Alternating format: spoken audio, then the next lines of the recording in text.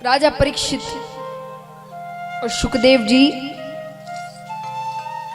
मृत्यु के बाद क्या होता है उसकी चर्चा कर रहे हैं। राजा परीक्षित ने कहा कि प्रभु, सब कहते हैं कि मृत्यु के बाद स्वर्ग लोक है, नरक लोक है, तो क्या ये सत्य है?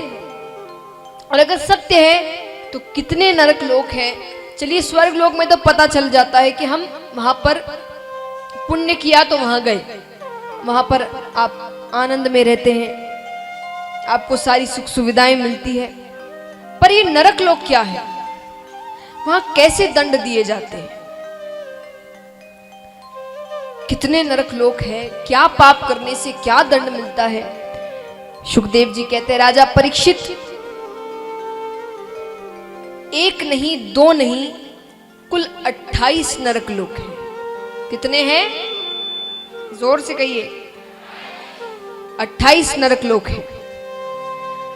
अब उन नरक लोकों में जैसे आप कर्म करेंगे वैसे आपको दंड दिए जाएंगे। चलिए, उदाहरण मैं आपको किसी और चीज को लेकर देती हूं। दंड तो बड़े भयंकर हैं। तो अब मान लीजिए घर का कपड़ा है, जो डस्टिंग करते हैं ना हम, खाली थोड़ी जाले पड़ जाए या धूल जमी हो तो उसको पोंछने के लिए एक जो कपड़ा रहता है, धूल झाड़ने के लिए, मान लीजिए वो डस्टिंग के घर का कपड़ा है, उसे कैसे साफ करोगे? पानी में डालेंगे, धोएंगे, थोड़ा निचोड़ेंगे, साफ करेंगे और वो साफ हो जाएगा। अच्छी बात है। अब मान लीजिए घर के पोछे का कपड़ा है, उसे कैसे साफ करेंगे? उसे पानी में डालेंगे, फिर वो कौन सा साबुन आता है जिससे आप साफ करते हैं? रिन, और भी जितने आते हैं महाराज, तो वो उनसे पहले उसे साफ करेंगे, फिर खूब निचोड़ेंगे, कूटनी से पीटेंगे उसे, तब जाके वो कपड़ा साफ होगा। अब मान लीजिए कि चौके का कपड़ा है जिसमें तेल की चिकनाई है, उस कपड़े को कैसे साफ करेंगे? तो उसे गरम गरम खोलते हुए पानी में डाला जाएगा, फिर उसमें वो कॉस्टिक सोडा वगैरह जो भी होता है वो डालेंगे, फिर उसे साफ करेंगे, कूटनी से पीटेंगे, खूब निचोड़ेंगे, तब जाके वो कपड़ा साफ होगा। तो जैसे पाप वैसा दंड, जैसा कपड़ा वैसा साफ करने का तरीका। अब मैंने तो चलिए आपको उदाहरण बताया, सुखदेव जी ने तो उदाहरण नहीं बताए थे, उन्होंने तो जो असल में दंड होते हैं वो बताया। तो राजा परीक्षित बहुत डर जाते हैं इन दंडों को सुनकर। कल की कथा हम सबने सुनी, ध्रुव कथा सुनी। ध्रुव जी के वंश में राजा अंग हुए, राजा अंग जी के वंश में राजा बैन हुए। राजा बैन बड़े पाखंडी राजा थे। उन्होंने उनके राज्य में जितने भी मंदिर थे, उन मंदिरों से भगवान की मूर्ति हटाकर अपनी मूर्ति लगवाई थी।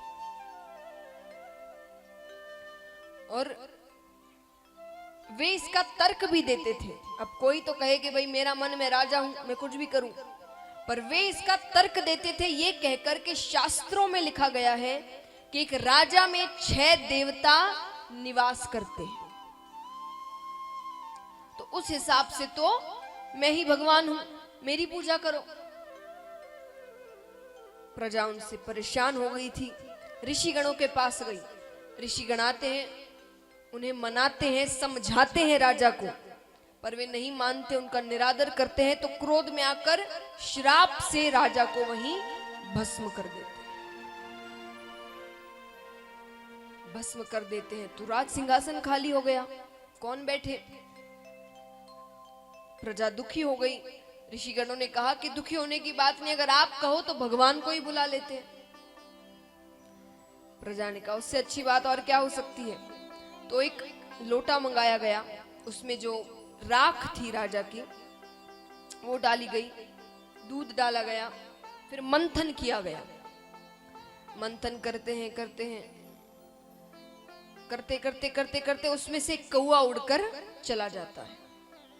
प्रजा ने पूछा ये कौन है? बोले ये राजा के पाप थे जो चले गए।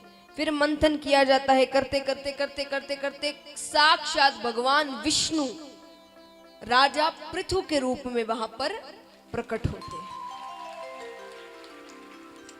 तो महाराज इस प्रकार ठाकुर जी का ये एक अवतार राजा पृथु के रूप में हुआ। उन्होंने कई वर्ष राजकाज को संभाला। इसी वंश में वृषभ देव जी हुए।